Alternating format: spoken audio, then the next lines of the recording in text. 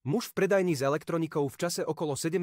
hodiny prišiel k regálu s elektronikou, kde si vybral pod regálom jednu krabicu originál zabalených notebookov v hodnote 429 eur a na čiarový kód uvedeného notebooku prilepil čiarový EAN kód zo slúchadiel v hodnote 64 eur, ktoré tam kupoval deň predtým a ktorý si priniesol so sebou z domu a nalepil ho na notebook. Pri pokladni predavačka načítala čiarový kód slúchadiel, kde zaplatil sumu 64 eur s úmyslom obohatiť sa o rozdiel sumy vo výške 365 eur.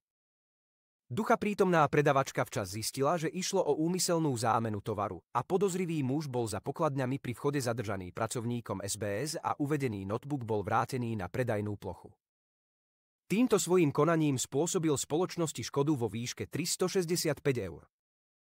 Podozrivý muž podľa trestného zákona na škodu cudzieho majetku seba obohatil tým, že uviedol niekoho do omylu, alebo využil niečí omyl a spôsobil na cudzom majetku malú škodu, čo je suma prevyšujúca 266 eur. Dopustil sa tak prečinu podvodu. Muž sa síce priznal k trestnému činu a úprimne ho oľutoval, čo sa berie podľa trestného zákona ako poľahčujúca okolnosť, no zároveň jeho priťažujúcou okolnosťou pri určovaní výmery trestu bola skutočnosť, že už bol za trestný čin odsúdený a preto mu súd vymeral nepodmienečný trest odňatia slobody vo výmere 3 mesiace v zariadení na výkon trestu s minimálnym stupňom stráženia. Aj keď sa vec vrátila majiteľovi, podľa zákona má poškodená spoločnosť domáhať sa k náhrade spôsobenej škody a súd ju odkázal na občianske súdne konanie v zmysle občianskeho zákonníka.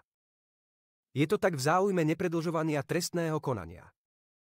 Odsúdený tak bude musieť nahradiť škodu 365 eur plus 3 vykonania.